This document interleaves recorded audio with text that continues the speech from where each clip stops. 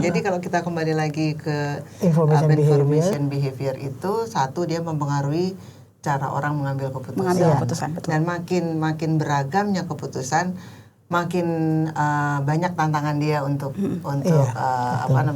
memilah dan mana yang paling tepat gitu. Nah, sekarang kalau kita bicara mengenai perpustakaan ya Tam ya. Tadi jelas diperlukan begitu banyak praktek juga harus berubah ya. Adaptasi kan, harus ada adaptasi. Tadi begitu dan ada embodied information yang rupanya kalau saya nggak salah ya Mbak Rahmi mengatakan sekarang itu harus jadi satu nih, kita sebagai pelayan informasi kita harus memiliki knowledge itu juga ya. Tentang embodied information. Sekarang kita bayangkan, coba kita bawa Mbak Rahmi jalan-jalan membayangkan kita masuk ke perpustakaan umum deh. Jangan yang Jakarta, perpustakaan Jakarta udah advance nih. Sebuah perpustakaan umum daerah tingkat provinsi, katakanlah mana Banten gitu ya. Nah, bagaimana mereka harus beroperasi sehingga bisa memiliki embodied knowledge itu tadi ya? Ini pertanyaannya sulit sekali Bu. Jadi kalau misalkan tanggal 12 Juni saya ke Banten Serang, nanti mungkin saya belum pernah ke perpustakaan Banten Serang. Jadi kalau misalkan saya jalan-jalan ke salah satu perpustakaan umum baru gitu Bu, yang saya perhatikan ya pertama pasti kemudahan akses untuk masuknya seperti itu. Terus habis itu bagaimana saya bisa menemukan apa yang saya cari dari misalkan mereka punya database atau saya langsung cari ke raknya, apakah mudah saya dapatkan apa yang saya inginkan, tapi sebenarnya manusia itu tidak tahu apa yang mereka tidak tahu sebenarnya. Jadi mereka langsung ke rak tanpa gitu. Tahu mereka pengennya apa seperti itu. Langsung ke rak yang kayak misalnya paling mencolok, rak warna kuning gini langsung dia datang ya. Kalau misalkan wah rapih nih, berarti itu terkait dengan apa ya, atau mungkin saya ke perpustakaan nasional saya cuma pengen fokus ke bidang ilmu perpustakaan, berarti saya datang ke lantai 15-nya aja seperti itu tanpa mengeksplor layanan lain. Gitu. Jadi apakah dari kita pelan-pelan ya ngomongnya. Jadi dari diskusi ini, dari penjelasan Mbak Rahmi ini, akses itu penting, tapi kemudian juga fasilitas bagi orang untuk eksplorasi. Betul. Apakah perpustakaan itu sudah menciptakan sebuah suasana sehingga orang mau tergerak untuk eksplor gitu ya?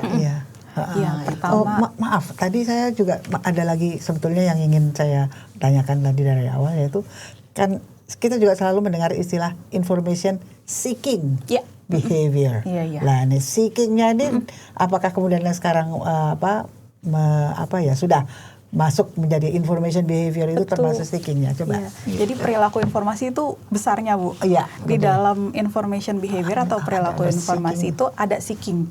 Jadi kenapa saya ke perpustakaan nih, saya harus tahu dulu nih karakter saya seperti apa sih, seperti itu. Jadi pas waktu saya cari, saya langsung kerak gitu. Jadi ketika saya explore itu udah masuk ke seeking Bu. Seeking. Nah di bawahnya seeking yang paling dalamnya lagi itu ada namanya information searching behavior. Jadi human information behavior itu kayak generic termnya. Generic term. Lalu di bawahnya itu ada information seeking, habis itu ada searching. Jadi ingat taksonomi ya. Betul. Pengetahuan Kan benar. Ada gitu. Oke, kembali ke bahasa balik lagi ya. Ada DW, terus habis itu ada turunannya lagi, ada turunannya lagi. Baik. Oke, jadi penting sekali ya, maksudnya perpustakaan sebagai knowledge repository itu terus mengikuti perkembangan. Nah,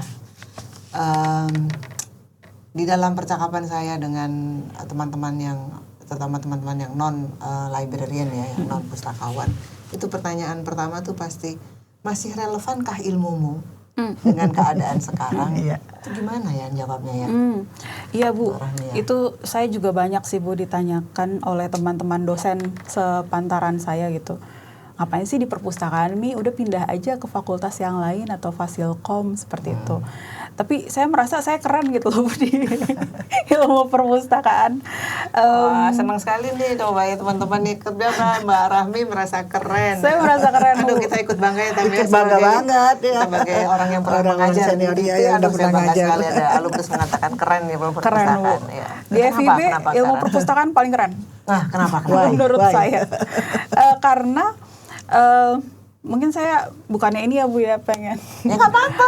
namanya santai sombong aja. ataupun jumawa, being the first, salah satu pengetuk student exchange tahun 2011-2012 itu saya berusaha untuk keluar gitu loh Bu dari zona aman saya. Jadi ketika saya membuka pintu itu, otomatis generasi selanjutnya juga ikut berani gitu loh Bu.